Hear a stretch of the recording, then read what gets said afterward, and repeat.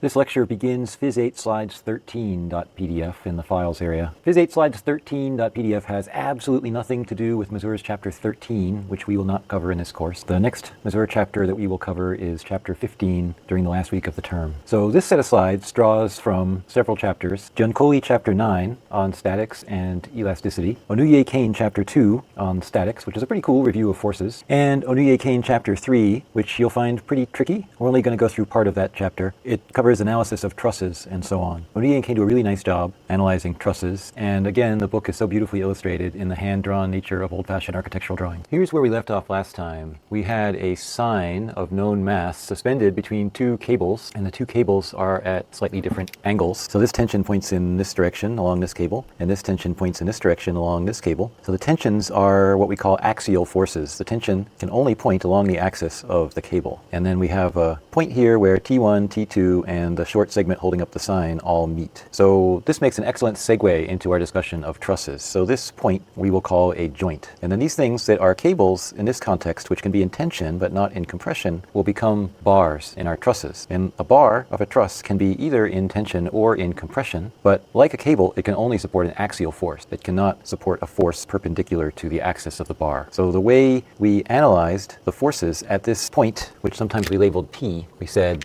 let's write the equilibrium equations for this point P. And there was no torque equation because all of the forces pass through this one point. So if we use this point as the pivot, there would be every torque would be zero. So the torque equation tells us nothing in this case. But we summed all the forces horizontally to zero, and we summed all the forces vertically to zero acting on this point P. So when we analyze a truss, this point P will be an example of what we call a joint in a truss, and these tensions will be examples of what we call bar forces in a truss. So they can be either tension or compression in a truss. And then we could look at this sine, or the weight of this sine, as a load that the truss has to support. So we will see when we analyze a truss that we are usually given some set of externally imposed forces that it is the truss's job to support. So those are called the loads. In this case, there were also a couple of external hinge supports drawn. We'll do something similar when we see trusses. Let's move on to our first truss. Slide 15 shows an image of this truss, which I've redrawn on the board here. And it asks, how many equations does the method of joints allow us to write down for this truss? So we want to consider how many joints the truss has. Well, you don't know yet what the method of joints is, so let's discuss that. So these points, A, B, C, and D, which I've emphasized in magenta, are joints. So this truss has 1, 2, 3, 4 joints. So the big dots in magenta are joints, and then the line segments in orange are bars, or members. So let's call them bars. So we have 1, 2, 3, 4, 5 bars. We have 1, 2, 3, 4 joints. You remember back in the previous problem, where we had several cables intersecting at a point, that we were able to write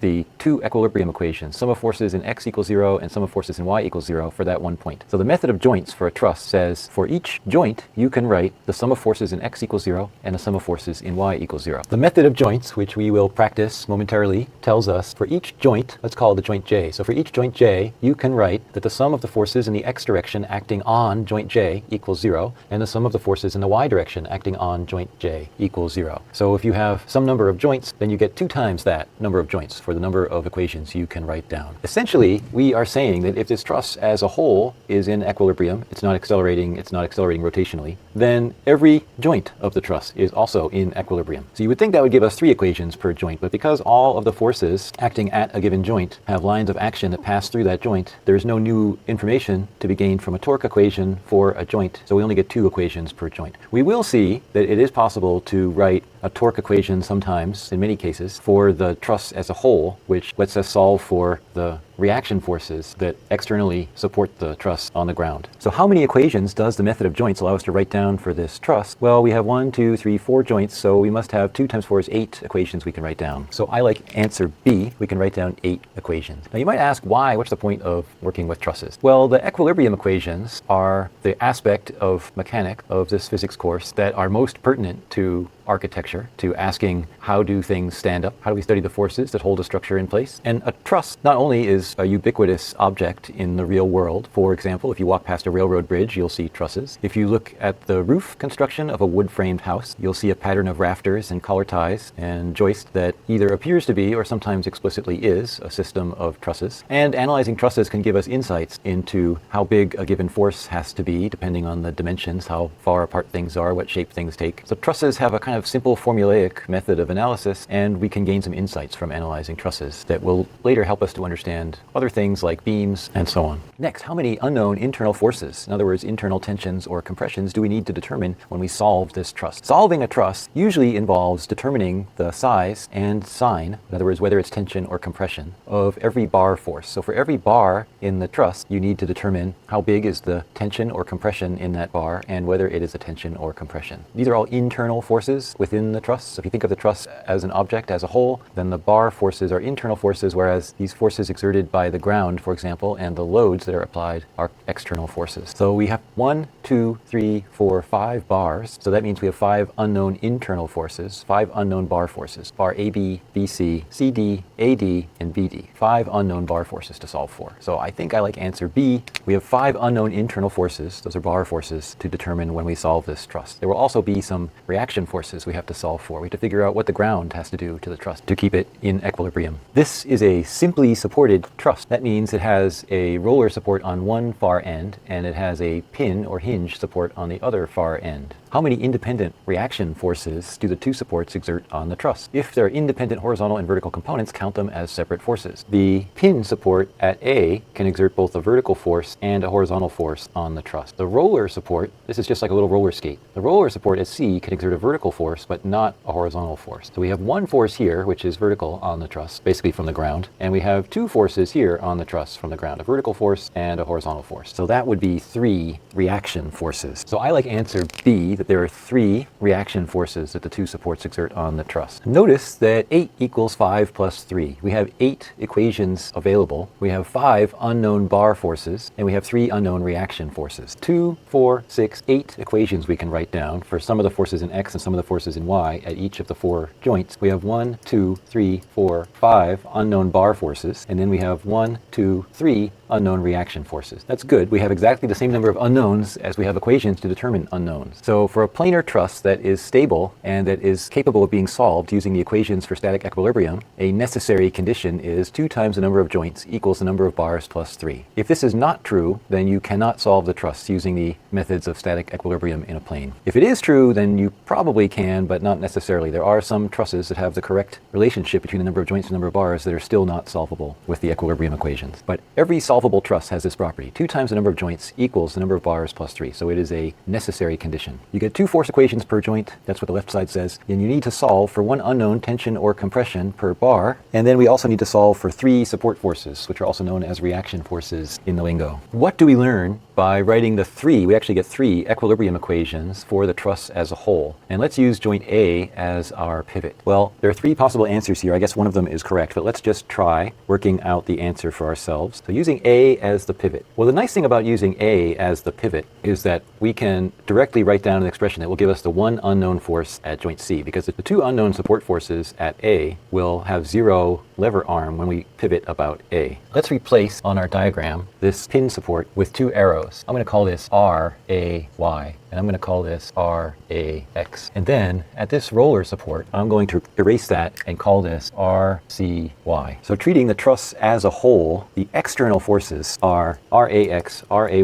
RCY, this 1 kilonewton load acting on the truss at B to the right, and this 2 kilonewton load acting on the truss at D downward. Why do I say kilonewton? We've been used to using newtons, but you know, a truss is supposed to hold things that are kind of more like tons than pounds. To get the scale more like the ton scale, we want to use kilonewtons. That means thousands of newtons instead of newtons. So if we start with the torque equation, the sum of the torques about A, this is for the truss as a whole, so we only care about external forces. Well, counterclockwise, we have RCY. That's a vertical force. We want the horizontal distance from the pivot. The horizontal distance from the pivot is 4 meters. We have 2 meters here, 2 meters here, so that distance is 4 meters. The forces, the external forces at B and at D both go clockwise, so that's a minus sign. So we have minus 1 kilonewton. That's a horizontal force. We want the vertical distance. The vertical distance from here up to this line of action, you see, if we were to extend this line of action, then its vertical distance to the pivot is 1 meter. So that's 1 meter. And then minus 2 kilonewtons. That's a vertical force. The relevant distance is 2 meters. By the way, how do I know which ones are clockwise and which ones are counterclockwise? Well, if I just put my thumb, if I use my mind's eye and I put my thumb at point A, and I say, okay, let me exert a force at point C in the direction of RCY. Well, that would tend to make the whole truss rotate counterclockwise. See, I'm leaving the pivot fixed and I'm pushing in the direction of the force that I want to turn into a torque. So if I push in the direction of RCY at point C while leaving my pivot fixed, then the whole truss moves counterclockwise. So that's a positive torque, a positive moment. If instead I keep the pivot fixed and I push or pull in the direction of the external force at D, that's downward, that moves the truss as a whole clockwise. So that is a negative moment, a negative torque. And then I could do the same thing at B. I leave point A fixed in place and I pull in the direction. This is a little bit harder to see because it's kind of a shorter lever arm, but if I pull in that direction of B, maybe it's easier to see this way. See, I leave this pivot fixed and I pull in that direction. It is a clockwise motion. So this is clockwise, this is clockwise, this is clockwise, this at C is counterclockwise. Everything here is known except for RCY. I can isolate the term that contains RCY, our one unknown. Everything else is a given. So let's leave RCY on the left and move this other stuff to the right. RCY times 4 meters equals, well, here's 1 times 1 and then plus 2 times 2. So that's 5 kilonewton meters. 1 times 1 plus 2 times 2. That gives me RCY equals plus 5/4, that's 1.25 kilonewton. Next we can ask, what do we get by writing the forces in x equals 0? You see, I did the torque equation first because I knew that it was going to give me an equation and having only one unknown. And then you don't have to worry about substituting and eliminating with multiple unknowns in one equation. Now we can say 0 is the sum of the forces in x on the truss as a whole.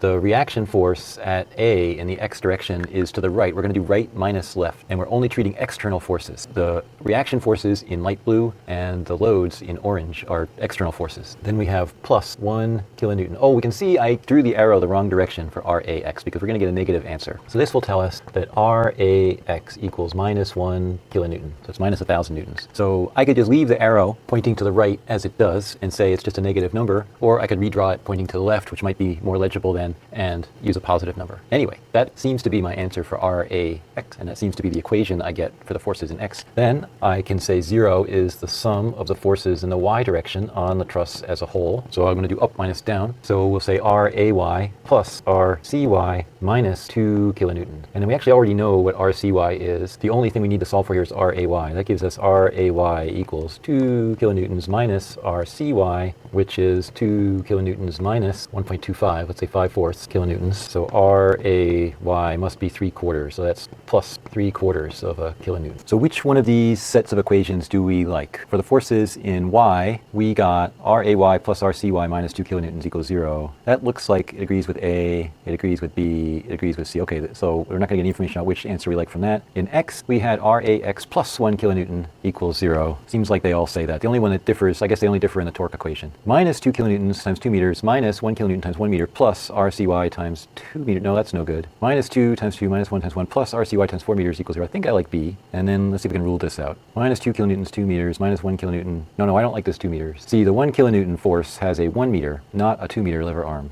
because it's a horizontal force, so we want the vertical displacement. So the horizontal displacement is 2 meters to that 2 kilonewton force up here, but we want the vertical displacement, not the horizontal displacement from the pivot. So it should be 1. So I think I like B. So we'll go with B, bravo, and that seems to agree with the answers we just worked out, or at least the equations we wrote down. Next, we want to ask, what 2 equations does the method of joints let us write down for joint C? Well, why joint C? Well, you almost always want to pick a joint where there are at most 2 unknown forces. If you can pick one where there is only 1 unknown force, so much the better. You know you'll get 2 equations from that joint, and it's nice if you can resolve them right away rather than writing down some big system that you later have to solve using substitution. So sometimes you can just go around alphabetically or in some arbitrary order, but that can leave you with a system of equations that is tedious to solve. So by being a little bit clever about starting from places where there's only 1 or only 2 unknowns, you can make life a little easier. So let's say, what can we write at joint C? Just peeking ahead a little bit, it seems as if there are 2 bar forces that have horizontal components, but only one has a vertical component. So I think actually the sum of forces in y is going to be the quickest route to simple equations, especially since we already solved for the reaction force at y. You don't always have to solve in advance for the reaction forces. Sometimes you can just write down the 8 joint equations and you're good. It often turns out to be less tedious to do the math if you solve for the 3 reaction forces first. And every once in a while you'll find a truss that really requires you to do the 3 reaction forces first.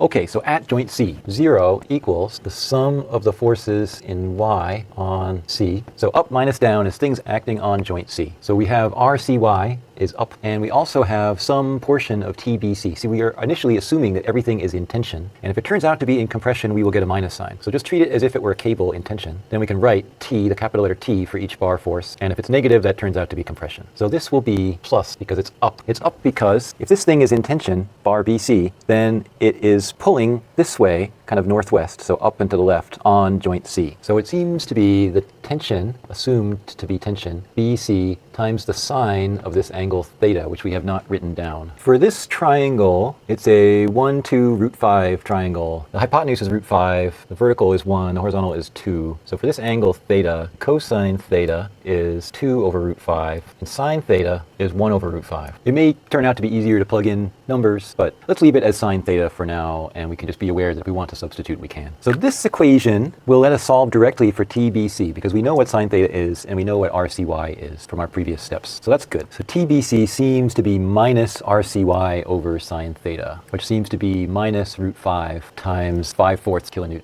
Then we can do the sum of forces in the x direction, right minus left, acting on joint C. So to the right, we have nothing. So to the left, we have all of TCD. So you see TCD, if this is in tension, then it's pulling joint C to the left, and it's pulling joint D to the right. Imagine a rope with tension. C gets pulled left, D gets pulled right. And then TBC, we have TBC times cosine theta, and that's to the left, minus TBC cosine theta. So that tells us, we already know TBC from this previous step, so that tells us that TCD is minus TBC cosine theta. So I guess the root 5s will cancel, and we'll get a factor of 2 somehow. We have this cosine and sine together. Let's see how this agrees with our candidate answers. TCD minus TBC cosine theta equals 0. I don't like that because we need a minus sign for both. Well, okay, so I guess here's a plus sign. So TCD plus TBC cosine theta equals 0. I would have written both terms with minus signs, but okay, this seems okay. So C seems okay, Charlie. And then RCY plus TBC sine theta equals 0. So I think I like answer C here, Charlie. TCD plus TBC cosine theta equals 0. I wrote it with minus signs over here because I prefer to say right minus left. And then RCY plus TBC sine theta equals 0. So yeah, I think I like answer C, Charlie. So working out numbers, TBC turns out to be minus 2.8 kilonewtons. I think it's actually minus 2.795, so we'll round it just a tiny bit.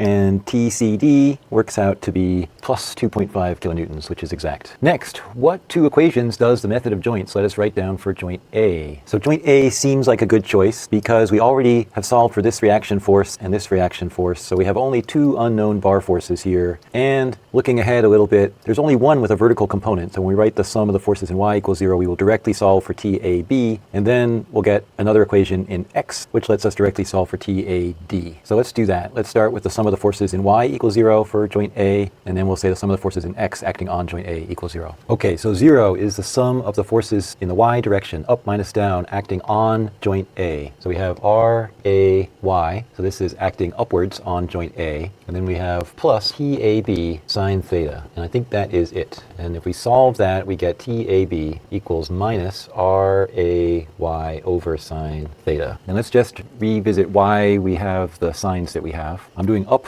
minus down, so this is drawn upwards, so I'll treat it as upwards. Well, it actually is upwards because we got a positive value. So this is up, and then if this bar is in tension, and we always start out by assuming that every bar is in tension, then it's pulling up and to the right on A, and it's pulling down and to the left on B. And in the next step, we'll see if bar AD is in tension, then it's pulling to the right on A, and it's pulling to the left on D. So we have plus RAY because that's up, and we have plus TAB sine theta because that vertical component is up. Then the forces in x, 0 is the sum of the forces in the x direction, right minus left, acting on joint A. RAX. We know it actually is to the left, but we drew the arrow to the right and we wrote a negative number. So we can just take it as drawn with the arrow here. We'll say it's to the right. And then plus TAD, all of it, and then plus TAB cosine theta. So that adds up to 0. There's only one unknown here, which is TAD. TAD is going to equal minus TAB cosine theta minus RAX. Looking at our candidate answers, I think I like C, Charlie, for RAX plus TAD plus TAB cosine theta equals 0, and then RAY plus TAB sine theta equals 0. Yeah, so I think I like C, Charlie. Now let's work out numbers. So plugging in numbers, we get TAB is minus 1.68 kilonewtons, which I rewrote up here, and TAD is plus 2.5 kilonewtons, which I wrote over here. By the way, we'll see in a moment that TCD equals TAD is something we could expect, because because later when we write the equations for joint D, we'll see there are only two things horizontally here. So if you have only two horizontal forces, then at meeting at a joint, they must equal one another. Next, let's ask what the method of joints will let us write at joint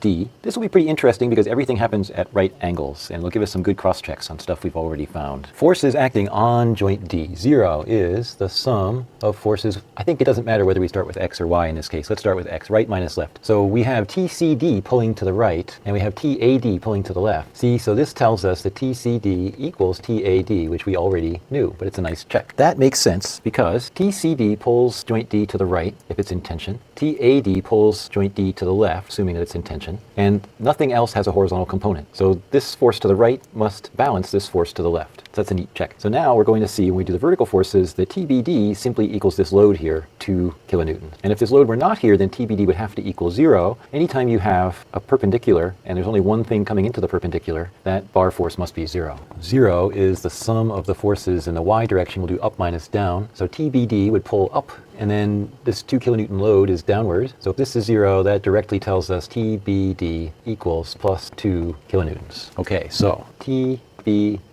equals plus 2 kilonewtons. Then let's compare with our available answers. Minus TAD plus TCD equals 0. I think I like that. Yep. So I like C here, Charlie. And then minus 2 kilonewtons. I don't like that. Minus 2 kilonewtons plus TBD equals 0. I like that. Minus TAD plus TCD equals 0. I like that. So I think it's A, alpha. Minus 2 kilonewtons plus TBD equals 0. That seems to be what we wrote here. Minus TAD plus TCD equals 0. That seems to be what we wrote here. Good. A, alpha. Let's compare what we just worked out with what I wrote down earlier. So earlier I got TAB is minus 1.68 kilonewtons, which matches what we just worked out. I wrote down TBC is minus 2.8 kilonewtons, which matches what we worked out. I wrote down TAD is plus 2.5 kilonewtons, which matches what we worked out. And TCD is plus 2.5 kilonewtons is what we just worked out, which agrees with what I worked out earlier. And TBD is plus 2 kilonewtons, which agrees with what we just worked out. I point out here, so I named each member force T for tension. It's kind of convenient. You're kind of used to cable tension. So, and then TIJ is bigger than 0 for tension, and TIJ is smaller than 0 for compression. And then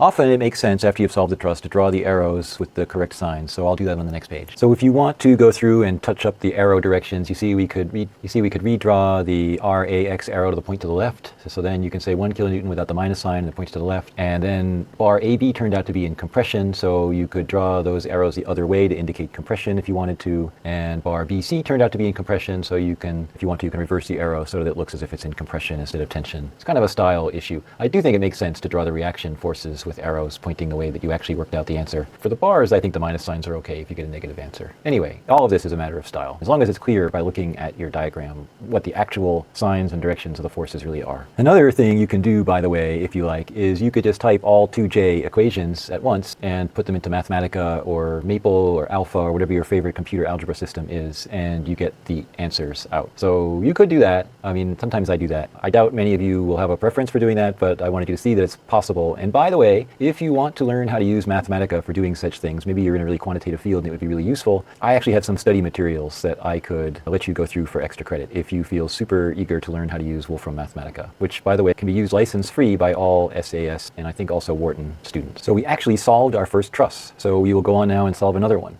Here's another truss problem on slide 26. We have a truss with 5 joints, A, B, C, D, E, and it is simply supported. It has a hinge support on the left at joint A. It has a roller support on the right at joint D. There is one load, a vertical 2 kilonewton load at joint C, downward. How many reaction forces are exerted by the supports? At joint A, this reaction on the left is a pin or hinge type support, so it can exert both horizontal and vertical forces. So there are 2 here. And then at joint D, this reaction is a roller support, so it can exert only a vertical force since it is rolling on a horizontal surface. So we get one vertical reaction force here, which I called RDY. We get a horizontal and vertical reaction forces here, which I call RAX and RAY. I think we can guess that RAX will turn out to be 0 because there are no other external horizontal forces. And then I think we can anticipate that RAY and RDY will add up to 2 kilonewtons, and we can probably also anticipate that RDY will be bigger because this load is closer to D than it is to A. In fact, fact, it seems likely, you see, if the load were right in the middle here at E, it would be 1 and 1 with a 1-to-1 ratio. I think we're going to get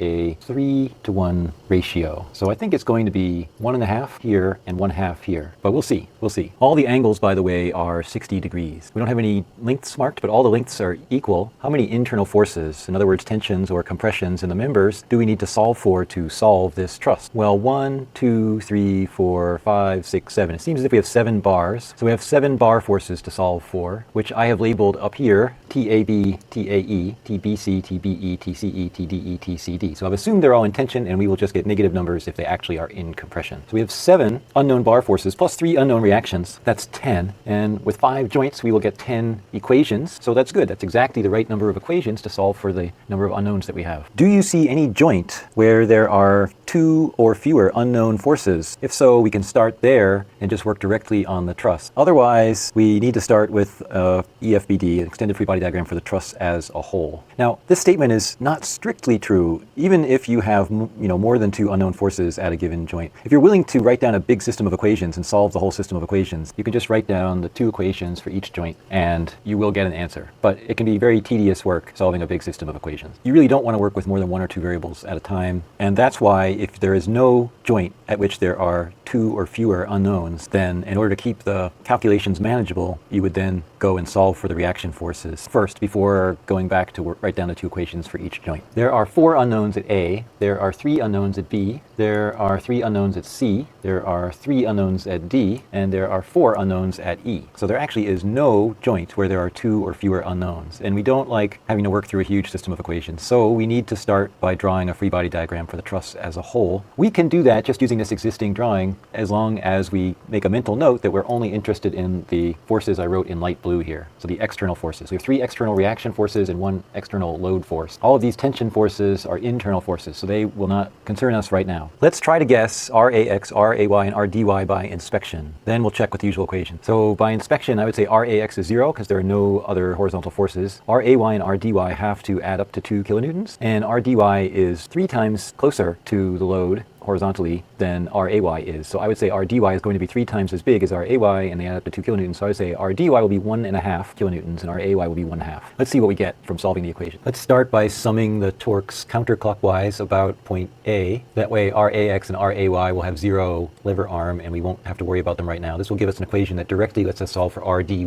Well, let's just call the length of each bar L. So counterclockwise minus clockwise. This downward force at joint C is a clockwise rotation about pivot A. The upward force at joint D is a counterclockwise rotation about pivot A. RDY is a vertical force, so we want a horizontal displacement, which is 2L. L will just drop out later. Then our 2 kilonewton load is 1.5 units, 3/2 L away from the pivot horizontally. So vertical forces, we want horizontal displacement. That gives us RDY equals 2 kilonewtons times 3/2 divided by 2. So that's times 3/4. The L dropped out and we get 1.5 kilonewtons equals RDY, which was what we figured out by inspection. Then we can sum the forces vertically for the whole truss. So we'll do up minus down. So we have RAY plus RDY minus 2 kilonewtons equals 0. We want to solve for RAY. RAY is 2 kilonewtons minus RDY. So that's 2 minus 1.5 is 1/2. So RAY is 1/2 kilonewton. Then we can say 0 is the sum of the forces in the x direction on the truss as a whole, and that's RAX, that's the only one, so RAX must equal 0 since it is the only horizontal force. So we can just write that on our diagram. RAX equals 0, RAY is 1/2 kilonewton, RDY is 3/2 kilonewton. Now we want to start from a joint having no more than 2 unknown forces, and it's actually even easier if you can find equations to write down that have only 1 unknown. So that might mean a joint with only 1 unknown, or it might mean, for example, if we start at D, you see there's only 1 vertical force component that's unknown at D. So if we started at D, we could start with TCD, and then once we have that, it's easy for us to figure out TDE. So notice I annotated my diagram with the solved values for the reaction forces, and then also notice that I filled in little unknowns for all of the bar tensions, and I always assume they're tensions, so I can just write the letter capital T, and we'll get a negative number if it turns out to be a compression. One thing to really keep in mind when you're working on these truss problems is that if you make a mistake early on, that mistake can propagate through a lot of downstream results. So you really want to double or triple check your results as you go along when solving these truss problems. If you make a mistake early on, it can be very tedious to go back and fix it. I think when I solved this problem in the past, I just worked alphabetically, but I'm going to start at joint D. Let's try that. So starting at joint D, which means we're considering the forces forces acting on joint D. At joint D, forces acting on joint D. If we try to write the horizontal equations, we'll have two unknowns, TDE and TCD. Whereas if we do the vertical equation, we'll have TCD and this reaction force we already solved for. So let's start with the vertical equation. So we'll do up minus down acting on joint D. We have RDY is up, and then the vertical component of TCD is up because it is pulling joint D up and to the left. So this is plus TCD sine of 60 degrees equals 0. TCD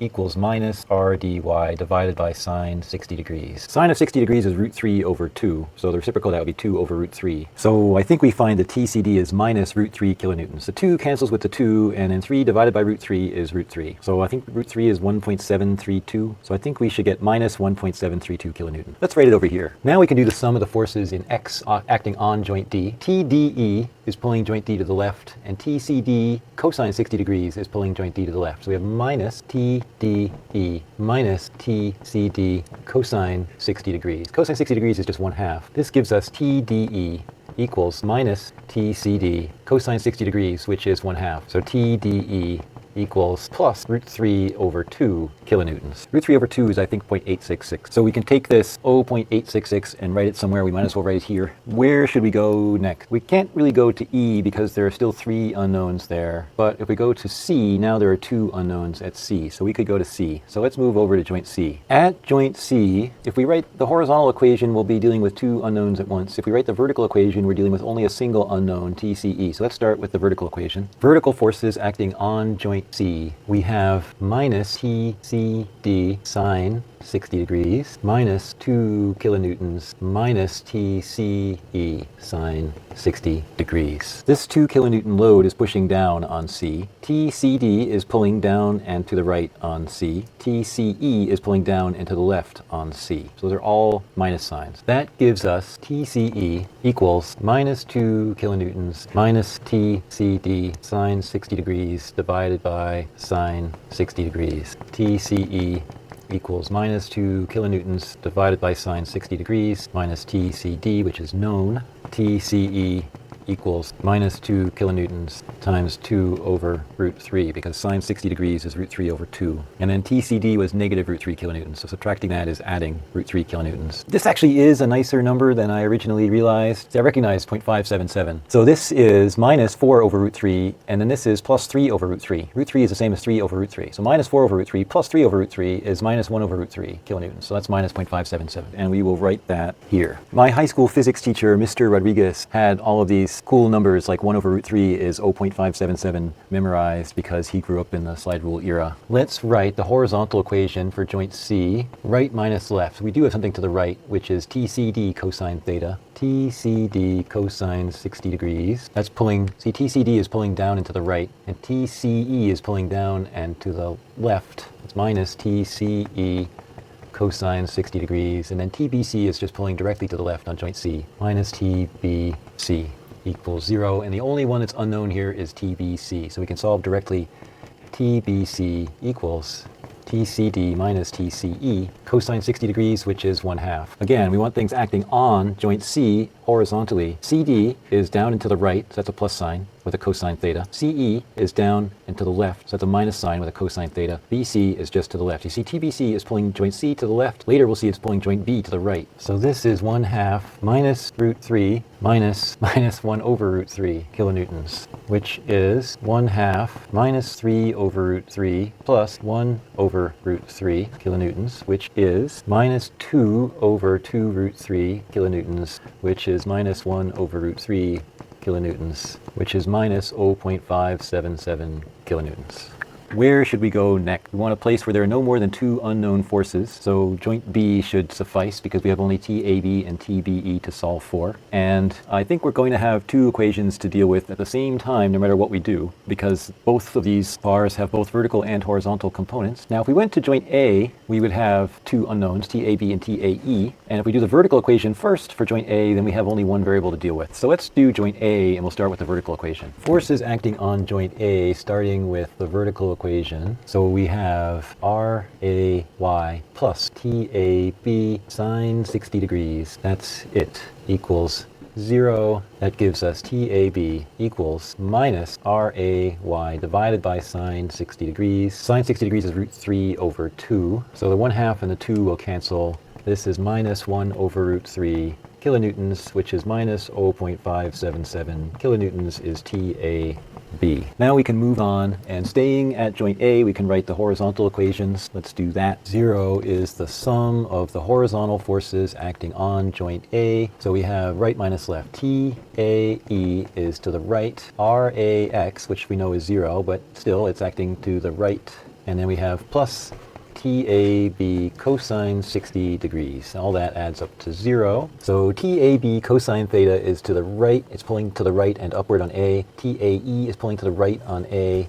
And RAX is pushing to the right on A as drawn, though we know it turns out to be 0. That gives us TAE equals minus RAX minus TAB cosine 60 degrees is 1/2. TAB we found earlier was minus 1 over root 3 kilonewtons, so this must be plus 1 over 2 root 3 kilonewtons. Unlike Mr. Rodriguez, I couldn't tell you what this is. This number turns out to be 0.2887. Now the one thing we're missing is TBE, so we could do that either at joint B or at joint E. If we look at joint E, we see that the vertical components, you see there are two vertical things, and there's nothing else. So those two vertical things have to sum to 0. Their vertical components must be equal and opposite, and they're at the same angle. So therefore their magnitudes must be equal and opposite. So let's write that down. Let's do the vertical equation for joint E. Joint E, vertical forces, we have plus TCE sine 60 degrees plus TBE sine 60 degrees equals 0. You see TCE is up and to the right, TBE is up and to the left when acting on joint E. That gives us TBE is just the opposite of TCE, so that must be plus 1 over root 3 kilonewtons. TBE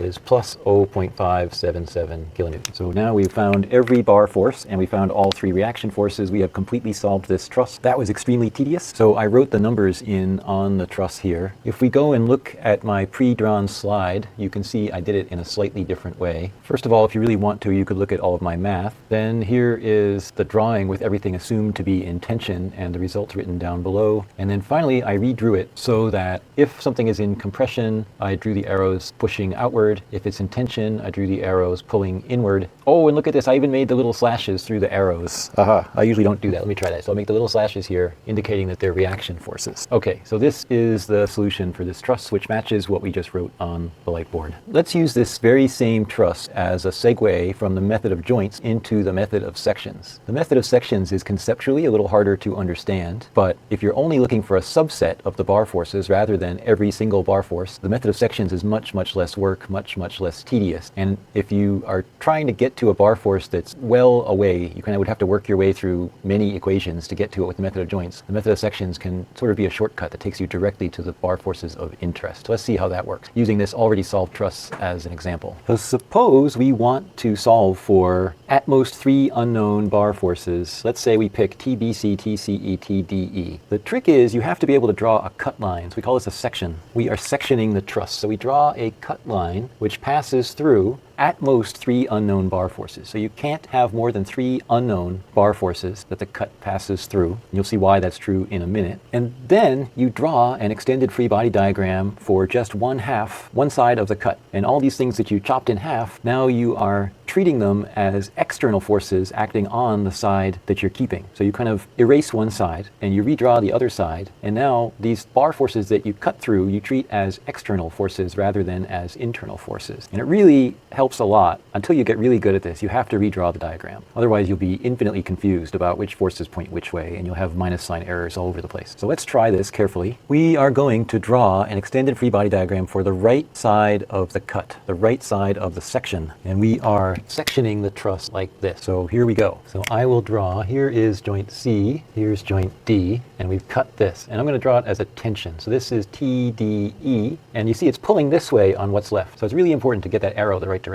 And then here is TCE, and you see it's pulling this way on what's left on the right hand side. And here is TBC, and it's pulling to the left on what is remaining. And then we have to make sure we do not forget to write this load, 2 kilonewtons, and let's make sure not to forget to draw draw this reaction force, which was 1.5 kilonewtons. So that is it. Those are all of the external forces on that piece that we did not erase. So you see TBC is pulling to the left on joint C, and joint C is part of what remains. So we have to draw that arrow to the left. And TCE is pulling down and to the left on joint C, and joint C is part of what remains. So that's the direction we draw that force. Okay, now this seems like fun. Now we use the three equations for static equilibrium in the plane to solve for these three unknown forces, and we should get the same answers we got before. But you see, now we don't have to spend, pages of algebra solving for every single force in the truss. We can just go directly to these three. And now you see why you can't pick more than three. We're going to use the three equations for static equilibrium in a plane. We only get three equations, so we can only have three unknowns. These three bars that we cut have unknown forces. So we're not allowed to have more than three unknowns if we're going to use the equations for statics in a plane to solve the problem. So basically what we did is we drew this section, and then we erased everything on the left of the section, and then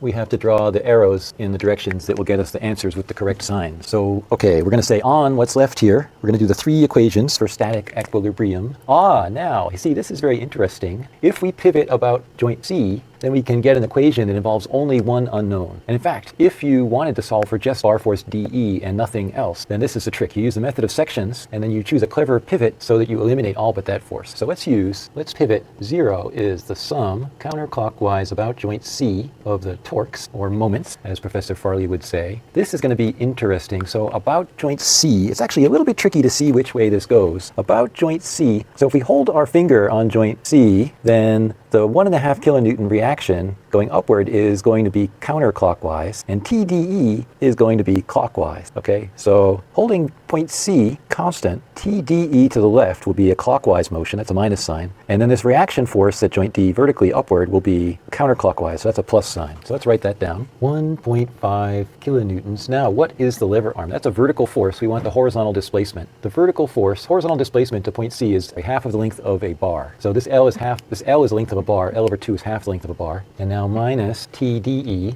times, now what is this distance? So it's a horizontal force with a vertical distance. This must be L times the sine of 60 degrees, L times the cosine of 30 degrees, L times the sine of 60 degrees. The sine of 60 degrees is root 3 over 2. The L will cancel out. This gives us TDE equals 3/2 times 1/2 times 2 over root 3 kilonewtons. TDE equals, well, one of these 2's cancels with this one, and then this root 3 could turn this into a root 3 on top. So this must be root 3 over 2 kilonewtons, which is 0.866 kilonewtons with a plus sign. So we get TDE is plus root 3 over 2 kilonewtons, which is plus 0.866 kilonewtons. Let's see if that's what we got before. TDE we got before was plus root 3 over 2 kilonewtons plus 0.866 kilonewtons. So we got the same answer, but without all the tedious work. But it seems to require quite a bit more cleverness to write this down correctly. Okay, let's see what sum of forces in Y gives us. You see, sum of forces in X would relate this known thing and these two so far unknown things. So if we do sum of forces in Y, or relate this one unknown thing, TCE, to everything else which is known. So let's do the sum of forces in Y next. Here we go. 0 is the sum of the forces in Y on that whole thing that's left, which is, we'll do up minus down. We have 3/2 kilonewtons, and then we have minus 2 kilonewtons. 3/2 kilonewtons is this reaction down here, 2 kilonewtons is this load up here, and then we have minus TCE sine 60 degrees. Minus because this is down and to the left, so the Y component is negative. So this tells us that TCE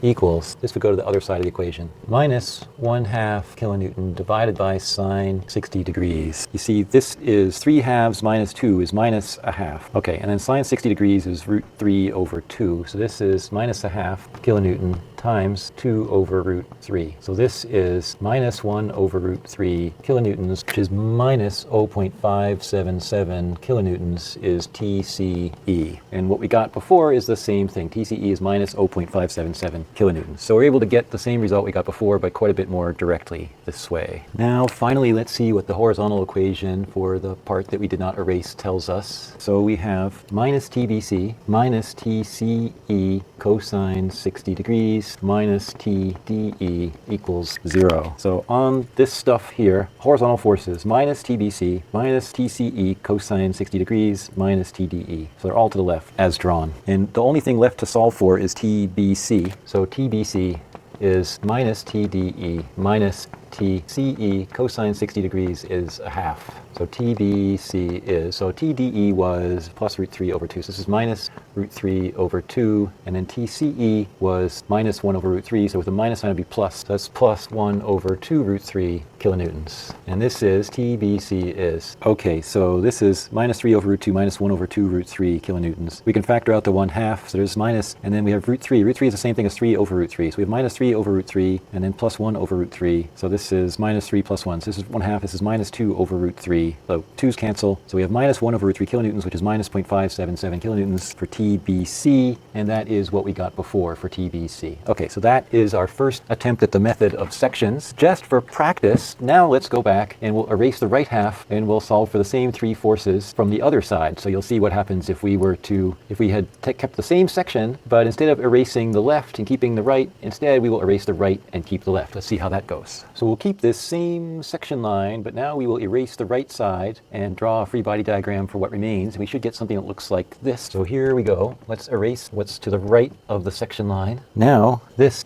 and this point this way because TBC is pulling to the right on B, TCE is pulling up and to the right on E, TDE is pulling to the right on E. So when I want to write a free body diagram for what remains here, you see, so these forces that we cut are now considered to be external forces, the bar forces that we cut. You have to get the directions right. So you see, this is what direction is it pulling on what remains after we did our erasing. This is pulling to the right on what remains. This is pulling up and to the right on what remains. This is pulling to the right on what remains. And then we can't leave out the other external forces. So the reaction forces are also external forces. We usually start with a carefully chosen torque equation. Yeah, if we pivot about E, then we can get an equation that only gives us TBC. So let's try that. So 0 is the sum counterclockwise about E of the torques. So then TCE and TDE will both have 0 lever arm since they pass through the pivot. So we'll just get something involving TBC and things that we know. If we put one hand on point E and then we move the other hand in the direction that TBC is trying to move us, that is going clockwise about point E. So this TBC term will have a minus sign. Minus TBC. That's a horizontal force. We want the vertical distance. The vertical distance is L sine 60 degrees, which is L root 3 over 2. Now, what's left? We have about point E. Okay, so actually this reaction force in X, even if we didn't know it was 0, it would have 0 lever arm because its line of action passes through our pivot. So that's 0. RAY, so our pivot here at E, so RAY would be clockwise about our pivot. So that's also with a minus sign. So this is minus RAY times L. It's a vertical force. The horizontal distance between RAY's line of action and the pivot is L, the length of one bar. So this tells us that TBC, this stuff adds up to 0. This tells us that TBC equals minus RAY divided by sine 60 degrees. This is minus RAY times 2 over root 3. And what was RAY? RAY was a half kilonewton. TBC is minus 1/2 kilonewton times 2 over root 3. This is minus 1 over root 3 kilonewtons. So TBC is minus 0.577 kilonewtons. Let's see if that agrees with what we got by conventional methods before. TBC minus 1 over root 3 kilonewtons minus 0.577 kilonewtons. Okay, cool. Now we can write the sum of the forces vertically on what's drawn here, and that will give us TCE in terms of things we already know. So let's write 0 is the sum of vertical forces acting on what we didn't erase. So we have RAY with a plus sign because it's up, and then we have TCE sine 60 degrees, and it's also up because it's up and to the right, plus TCE sine 60 degrees. I think that's it. Yeah, reaction force is horizontal. These are both horizontal. Yep. So that gives us TCE equals minus RAY over sine 60 degrees, which is minus 1/2 kilonewtons, and then sine 60 degrees is root 3 over 2. So this is 2 over root 3. So this is minus 1 over root 3 kilonewtons is minus 0.577 kilonewtons is TCE, and that agrees with what we got in the past, so that's good. So let's now sum the forces horizontally on what's left, and we get RAX to the right, and we have TDE to the right, and we have TBC to the right, and we have part of TCE to the right, TCE cosine 60 degrees. So all that stuff adds up to 0. The one we're trying to solve for is TDE. So TDE equals minus RAX, which we know is 0, plus TBC plus TCE cosine of 60 degrees is a half. So this is minus 0 minus 1 over root 3. So that's plus 1 over root 3 kilonewtons. And then TCE is minus 1 over root 3. So this is plus 1 over 2 root 3 kilonewtons. So this is 2 over 2 root 3 plus 1 over 2. This is 3 over 2 root 3 kilonewtons equals root 3 over 2 kilonewtons, which is 0.866 kilonewtons. TDE. And that is what we got before. So that's good. That's our first example of the method of sections. The method of sections is a little bit tricky to wrap your mind around at first, but it's worth doing because when we later study beams, the method of sections is how we will figure out what's happening in the middle of a beam. What force and what torque does the left side of the beam have to exert on the right side of the beam to hold it up, for example.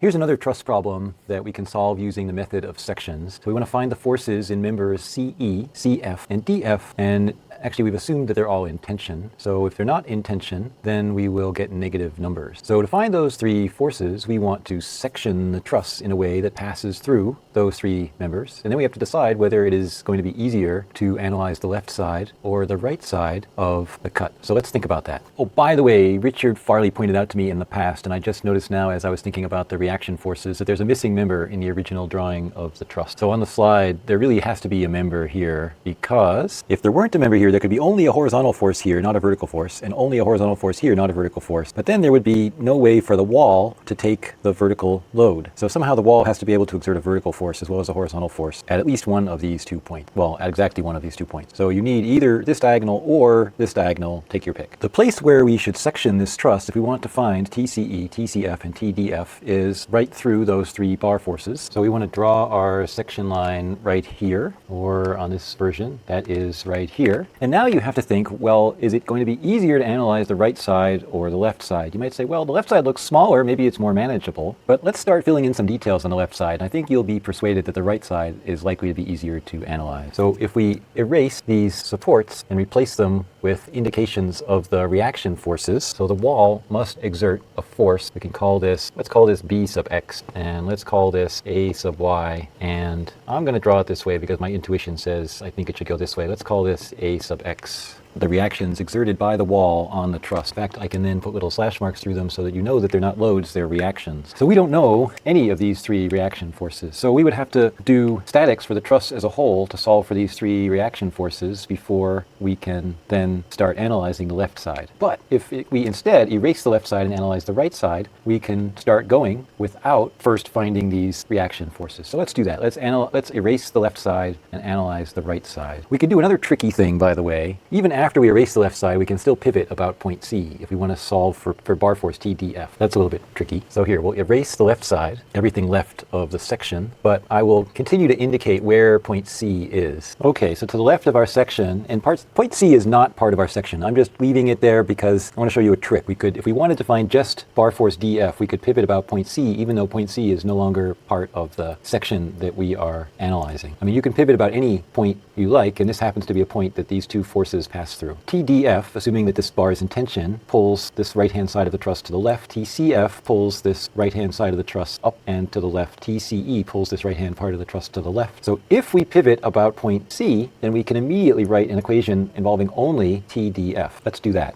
0 equals the sum counterclockwise about C of the torque anchoring this point C. Okay, these have zero lever arm because they pass through that point. Their lines of action pass through C. So TDF would be, see, going this way, we're going clockwise about C. So this has a minus sign. Minus TDF times 1 meter. I mean, these are all 45-degree angles. All the horizontal or vertical bars are the same length. So we don't really even need to know the length because the length will cancel out. But there it is. We put in some length. Now, about C, this 1 kilonewton force, this is also clockwise. Everything is going to be clockwise. I think that tells you that TDF will wind up being negative. So this is 1, 2, 3 units to the right, minus 1 kilonewton, 3 meters, minus 2 kilonewtons, 1, 2, 3, 4 units to the right. Vertical force wants the horizontal displacement. So that gives you TDF equals, well, here's 3 times 1 and 2 times 4. That's 3 and 8 is 11, minus 11 kilonewtons. So that was pretty direct. TDF, so it's actually in compression. TDF equals minus 11 kilonewtons. And if you remember the diving board problem from Giancoli chapter 9, remember for a cantilever diving board, the bottom surface is in compression, the top surface is in tension. So I think it makes sense that this bar on the bottom of the truss is in compression. I'll bet we'll find that this is in tension. I can show you another rarely used trick. You can, if you want to, use a second pivot equation. So let's do 0 is the sum counterclockwise about point F of the torques. So if we pivot about point F, then we'll get an equation that gives us TCE quite directly. So let's do that. So this is not a trick you'll use very often, but here it is. So about point F, TCE is counterclockwise, but these two loads are clockwise. If I keep this pivot fixed, that's clockwise, that's counterclockwise. So we have TCE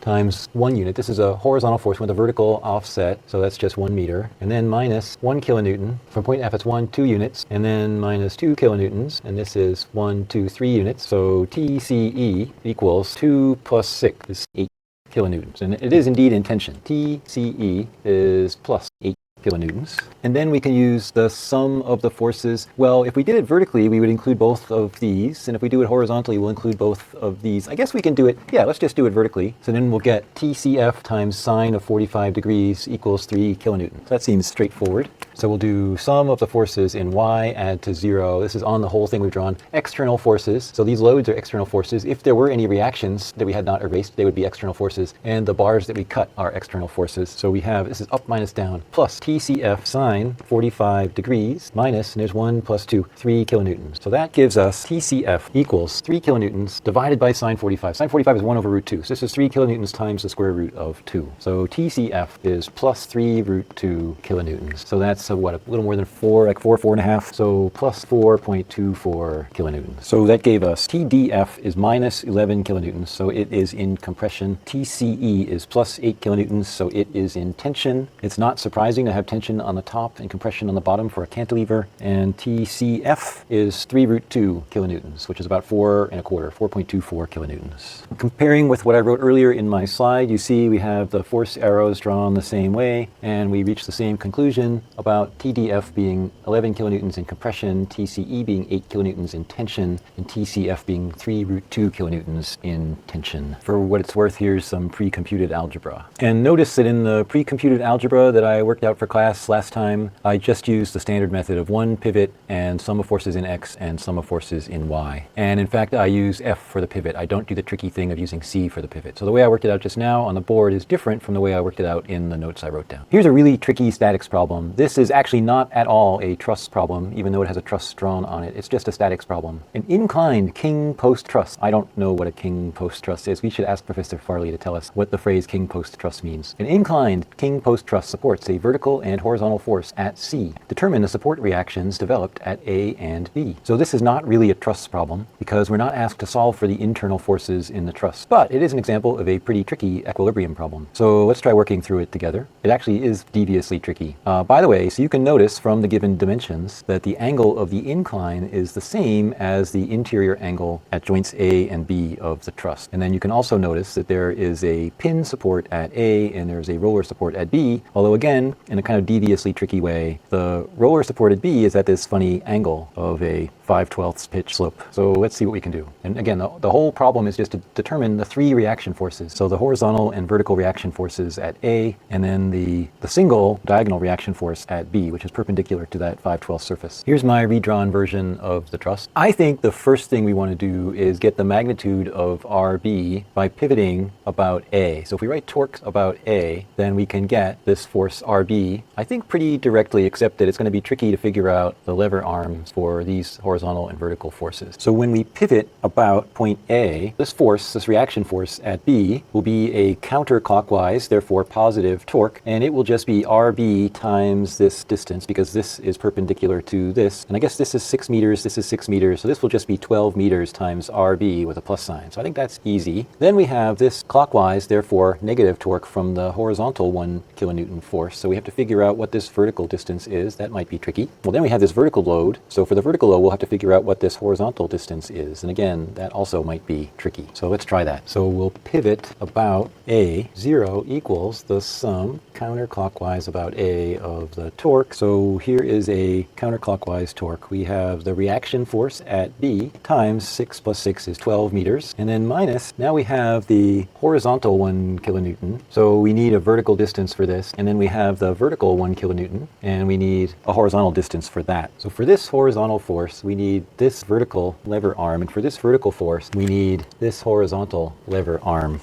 And actually, it seems like if you really put on your thinking cap, this angle from the horizontal up to this diagonal is 2 theta. So I think, do we know this length? This is a 5, 12, 13 triangle. This is 1/2 of 5 is 2.5. This is 1/2 of 12 is 6. And this is 1/2 of 13 is 6.5. So 5, 12, 13 are values that make a right triangle. So 12 squared plus 5 squared is 13 squared. You see 144 and 25 is 169. So that is a right triangle. And we actually have 13 over 2, 5 over 2, and 12 over 2 on this deviously tricky diagram. So this is the angle theta. So theta is arctan of 5 over 12. So I think this horizontal lever arm going with the vertical 1 kilonewton load must be 6.5 meters times cosine of 2 theta. And I think this vertical lever arm going with the horizontal 1 kilonewton force must be 6.5 meters sine of 2 theta, where 2 theta is 45.24 degrees, because theta is arctan of 5/12, which is about 22.62 degrees, and then 2 theta is just twice that. And you can see that in the drawing, this kind of looks like pretty close to a 45-degree angle. So this 6.5 meters times sine of 2 theta is 4.615 meters. So that's the vertical lever arm that would go with this horizontal load. And then this horizontal lever arm is 6.5 meters times cosine of 2 theta. 6.5 meters is the hypotenuse times cosine of 2 theta is the angle from the hypotenuse down to the horizontal. That's 4.577 meters, which would be the horizontal lever arm to go with this vertical load. So then we can substitute that and immediately get that RB, that's this reaction force this way, RB is 1/12, because we're going to divide by this 12 meters, of 4.615 plus 4.577 kilonewtons. And then adding up the numbers, we get 0.7660 kilonewtons for RB. Then we need one way or another to find these two reaction forces at point A. So I think we can get the two reaction forces at A just by summing the forces vertically and summing the forces horizontally. We will have to take this reaction at B and break it into vertical and horizontal components. To do that, it helps to notice that this angle of the reaction at B with respect to vertical is the same angle theta, around 22.6 degrees, as this. You see, because this slope that everything rests on is 22.6 degrees above the horizontal. This reaction at B is perpendicular to that slope, so it is 22.6 degrees away from the vertical. So I think we can say 0 is the sum of the forces in X on the whole truss. So we'll do right minus left. So we have RAX to the right, and then we have the 1 kilonewton up here to the right, and then we have this small component of